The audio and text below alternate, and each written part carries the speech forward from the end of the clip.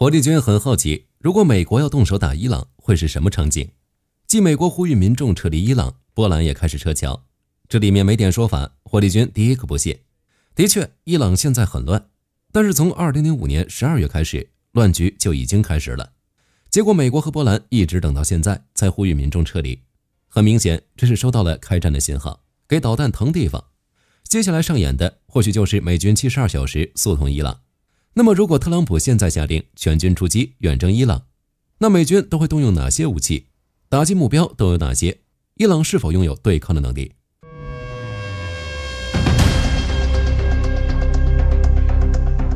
針對伊朗這件事，特朗普已經發話了，在我的努力下，伊朗當局已經暫停使用暴力手段。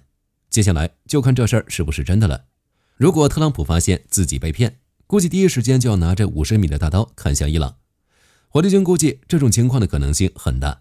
火力軍查了一下數據，2026年1月初，伊朗里亞爾在短短幾周內，相當於美元貶值了整整 96%。這是什麼概念？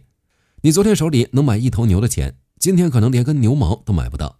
再加上燃油補貼被砍，油價瞬間暴漲 400%， 老百姓連燒餅都吃不起了。原本的經濟不滿已經轉化成了一場波及全國的運動。現在的伊朗當局已經無法控制局勢，最終的舉動大概與之前沒有太大差距。並且從美軍的動向來看，火力軍總感覺下一秒就會動手。之前我們聊到，在中東這邊，美國處於航母真空期，現在不一樣了。美國海軍學會網站的統計數據顯示，當前的美國海軍只有3艘航母處於部署狀態。福特號航母打擊群駐守在美國南方司令部轄區內，執行針對委內瑞拉的海上封鎖行動。林肯號航母打擊群部署在印太，華盛頓號航母在日本橫須賀基地休整。由於中東局勢升級，美國正在將林肯號航母打擊群調往美國中央司令部責任區，大概率是中東。大約1周的時間就會抵達目的地，完成對伊朗軍事選項的最後一塊拼圖。同時，一名美國官員表示，美國正從中東主要基地撤出人員。到現在，卡塔爾烏代德空軍基地的部分人員大概率已經回到美國。種種跡象表明，美國動手只是時間問題。火力軍估計，大概是等林肯號航母打擊群就位。如果美國動手，會是什麼場景？與午夜之錘行動有什麼區別？以往美軍打仗習慣先炸2個月，但特朗普這次玩的大概是空地協同的新變種。在此之前，特朗普就向伊朗民眾表示，援軍正在路上。火力軍估計，美國會把自己的導彈和炸彈與伊朗國內的革命運動同步。簡單來說，美軍負責把伊朗伊斯蘭革命衛隊的指揮所和通信站拔掉，讓鎮壓部隊變成殘疾人。剩下的活交給憤怒的伊朗民眾。當然，這只是籠統的概念。具體來說，美軍這一次的行動前期會與2025年的午夜之錘行動極為相似。B-2憑借隱身突入伊朗境內，帶着 GBU 武器給地球做微創。F-35也不能缺。在這場戰爭裡， F-35可能不是殺敵最多的，但它是最忙的。它是整個美軍打擊體系的數據分發器，把其他飛機偵測到的坐標一鍵轉發給波斯灣裡的驅逐艦，讓戰斧導彈自己找門牌號。不過與午夜之錘相比，美軍這一次的打擊目標不會是核設施，而是打掉鎮壓機器，癱瘓經濟命脈。第一個目標就是薩拉拉總部。美軍手裡有一份包含50個高價值目標的私密名單，名單的首位就是伊斯蘭革命衛队的薩拉拉總部。這裡是整個德黑蘭的治安神經中樞，無論是情報搜集、民兵動員還是電子監聽，全是這在管。只要幾枚巡航導彈把這棟樓削平，整個德黑蘭的治安力量就會瞬間癱瘓。警察不知道上級在哪兒，民兵不知道該去哪兒集合，伊朗民众就能順勢衝進政府大樓。第二個就是哈爾克島，伊朗能撐到現在全靠賣石油換外匯，而哈爾克島就是伊朗石油出口的唯一總水龍頭。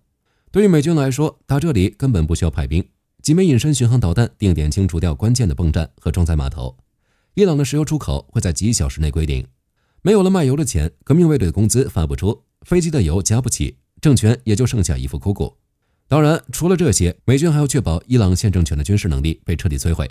美國智庫列星頓研究所副總裁丽貝卡·格蘭特也總結了3個可能方案，比如波斯快遞的地下老窩。現在，伊朗還在瘋狂生產彈道導彈，而且他們很聰明，知道自己造不出高精尖的固體火箭燃料潜艇，就一直偷偷從外面进口高氯酸鈉等關鍵材料。特朗普肯定會先掐斷這條供應鏈。根據美國中央情報局手裡那份密密麻麻的地圖，伊朗境內至少分布着20多個導彈相關設施，這些地方有的在地面，有的乾脆藏在深山老林裡，或者幾百米深的地下洞窟。2025年12月，內塔尼亞胡就在海湖中原和特朗普談了很久。火力軍猜測，伊朗導彈庫的最新坐標已經在美國的打擊名單上了。特朗普一旦點頭，美軍的鑽地彈就會順着煙囪鑽進去。還有就是衛星，伊朗最近在太空領域表現得很活躍，一會兒發衛星，一會兒搞運載火箭。上個月，俄羅斯還幫他們一口氣發了3顆。伊朗現在軌道上有30多顆衛星。火力軍說句實在話，外界最擔心的不是這些衛星能拍多清楚，而是擔心他們一旦失控。更關鍵的是，伊朗的運載火箭和洲際導彈其實就是雙胞胎。運載火箭很容易被改裝成攻擊導彈。伊朗在恰巴哈爾新建的那個發射基地，現在已經被美軍的偵察機盯得死死的。特朗普的意思很明確，你想上天，對不起，我先把你的梯子給鋸了。最後那個就是無人機工廠。烏俄戰場上那個臭名昭著的沙赫德，其實是伊斯蘭革命衛隊的自營產業。火力軍認為，打擊伊朗的無人機工廠算是一箭雙雕，既能斷了俄羅斯的無人機援軍，又能讓革命衛隊的賬戶餘額縮水。面對美軍的自己，伊朗會怎麼做？如果爆發衝突，美國會不會執行類似委內瑞拉的逮捕行動？在格蘭特看來，對於目前駐紮在中東的美軍中央司令部來說，炸伊朗那是有手就擒。F-35和 F-16負責清理外圍的雷達和防空網， B-2和 B-21轟炸機帶着重型航彈給伊朗的加固工事開罐頭，海裡的驅逐艦和核潛艇會24小時不間斷地派送戰斧。至於伊朗的防空有點懸，這些年伊朗拼了命搞國產，比如巴瓦3732，波斯版的愛國者。伊朗人號稱他們的巴瓦3732已經全面超越了俄羅斯的 S-300。火力軍仔細研究了它的性能，最大探測範圍450公里，配備的導彈能打300公里。伊朗人還搞了一個獨立發射站，每一輛導彈車都自帶探測設備，不需要依賴中央雷達。這意味着美軍就算癱瘓了伊朗的指揮網，天空裡依然藏着無數個獨行俠，冷不丁給你來一下。說實在的，沒用。在2025年6月份，以色列的戰機轟炸伊朗沒有一點阻礙，美國打擊伊朗也是一路暢通。至於伊朗空軍，火力軍都不好意思說，詳情可以參考2025年以色列轟炸伊朗時的場景，直接吊打。所以伊朗防空方面的問題，我們可以直接忽略不計。現在的重點是在打擊伊朗時，美軍會不會採取滲透行動？在絕對決心行動中，當時美軍在委內瑞拉上演了一場教科書級別的跨國抓人。在伊朗，這種場景大概率會重演。在德黑蘭全城大停電的那個深夜，幾架悄無聲息的 MH-47G 降落在最高領袖的府邸，或者伊朗革命衛隊高層的別墅區。三角洲特種部隊直接破門而入，把核心人物塞進麻袋帶走。為了讓大家更有代入感，火力軍給這場潛在的戰爭畫了一個時間軸。這場戰爭大概會在72小時之內結束。前期，美軍中央司令部開始撤離非必要人員，這在卡塔爾和巴林已經發生了。開戰時刻，電子干擾全線鋪開。前3個小時，第一波戰斧巡航導彈 B-21的精確制導炸彈落地，目標是雷達站、防空陣地和薩拉拉總部。三角洲特種部隊進入委內瑞拉，逮捕伊朗高層。前12個小時，將伊朗軍事反擊能力癱瘓。伊朗個別導彈衝向美軍基地。前48個小時，勝負基本揭曉，美軍成功壓制伊朗的防空和反擊能力。接下來就是新政府上台，也就是巴列維重回伊朗。如果局勢真的這樣發展，對全球都有一定的影響，地緣政治的畫風会發生180度大轉彎。對俄羅斯而言，它的南方大門被徹底堵死，里海可能變成美軍出沒的後花園。這也不能怪伊朗，就跟我們之前聊的那樣，俄伊雙方的戰略合作夥伴關係，可攻說斷就斷。根據彭博社的報道，為了跟特朗普打好關係，普京已經要拋棄伊朗了。聽說2025年6月，俄羅斯還向美國與以色列提供有關伊朗的情報。對沙特而言，壓力也很大。一個世俗化、親美且擁有更強石油生產能力的伊朗，會成為沙特在歐佩克內部最大的競爭者。不過到這兒就有一個問題，如果美軍真的贏了，伊朗會變好嗎？答案是肯定的。對於伊朗來說，如果當前的政府倒了，巴列維重新上台，制裁說沒就沒。現在的伊朗被美國鎖在小黑屋裡，連 SWIFT 的全球金融電信協會都進不去。巴列維上台的第一天，美國肯定會象徵性的解除所有制裁。想象一下，被凍結在海外的幾千億美元資產瞬間解凍。英國石油、壳牌、雪佛龍這些石油巨頭帶着支票和技術重返波斯灣。伊朗的石油產量會從現在的每天100萬桶迅速向500萬桶衝刺。錢回來了，物資回來了，里亞爾可能一夜之間就能升值。德黑蘭的酒吧、咖啡館也會重新開張，重新回到那個穿着超短裙、喝着威士忌、滿大街都是美國車的黄金盛世。只是長期來看，伊朗還會有一定的問題。革命衛队有10幾萬人，美軍能炸掉他們的總部，但炸不掉他們的組織架構。如果這些精銳部隊化整為零，扎進扎格羅斯山脈搞游擊戰，的確有些難解決，需要長時間的維和。當然，這不是什麼大問題。巴列維重回伊朗後，美國大概率会把伊朗打造成中東的新支点，戰機、火箭炮、無人機大概都不會少，甚至還有情報共享。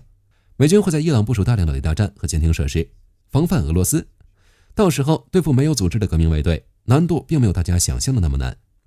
總的來說，對於美軍來說，遠征伊朗在軍事上很容易，甚至可以說是一場碾壓。B-21、B-2和那些數字化手段，足以在不進行大規模地面佔領的情況下，把德黑蘭的統治脊梁給打斷。但火力軍得提醒一下，以上這些推演只是最佳狀態。伊朗手裡那些上千枚導彈，或許真的會在美軍基地爆炸。最終結果會發展成什麼樣子，誰也說不準。好了，今天的視頻到這兒就結束了。大家覺得如果美軍動手，伊朗能撐多久？歡迎在評論區留下你的看法，大家一起討論。喜歡的話不要忘記點點關注。我是火力軍，下期見。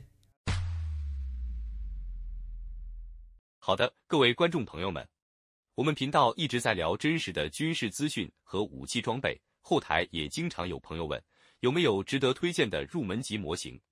今天就和大家分享一款近期接觸到的產品。首先，它的外形還原度做得相當不錯，比例準確，武器上的一些關鍵細節和標識也都有體現，材質也說得過去，拿在手上有不錯的分量感。其次，它具備一定的可动性，對於理解基礎操作原理有一定幫助，讓它不僅是個靜態擺件。綜合它的做工和可玩性來看，價格確實比較親民。對於想入門模型收藏，或者單純想在桌上貼一個擺件的朋友來說，是一個性價比很高的選擇。商品鏈接已經給你們上了，感興趣的朋友可以自行了解。